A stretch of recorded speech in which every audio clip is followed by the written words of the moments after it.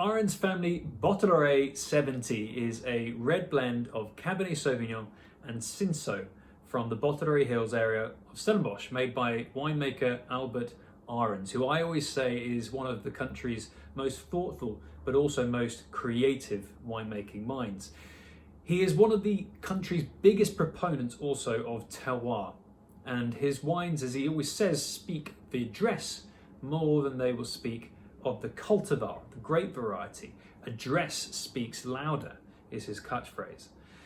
What he means by that is that we need to see the wines through the lens of where they come from rather than the grape. In the New World in particular, we have been accustomed to think of the grape variety first, and that is what defines the wine. Whereas in the Old World, of course, it's the place that defines the wine. We talk of Gevrey-Chambertin, we do not talk of Pinot Noir, we talk of Châteauneuf-du-Pape, and we know what we mean by that. We don't talk about all the different grape varieties we might go into a Châteauneuf-du-Pape or Rioja and so forth. That's the kind of mentality that Albert and others like him are trying to apply to South Africa and its intricate, very varied terroir across the Western Cape.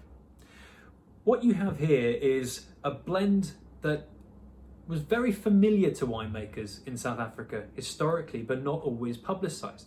See, a Cabernet Sauvignon might often have been underpinned, blended, bulked out with a bit of inexpensive, fruity Cinsault, but it would just be labelled Cabernet Sauvignon, the more prestigious variety. So this harks back to a day when that was very much common practice, and there's quite a few people now doing that, blending Cabernet Sauvignon with Cinsault, which is becoming quite a bit of a rock star grape variety in South Africa.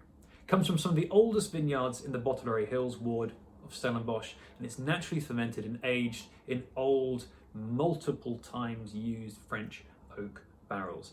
It is ripe yet fresh, it is restrained yet expressive, and it is an absolute delight of a wine. The label looks fairly plain to the eye, but underneath that there is a tantalizing extra image. But if you want to find out what that is, well, you'll have to get yourself a bottle.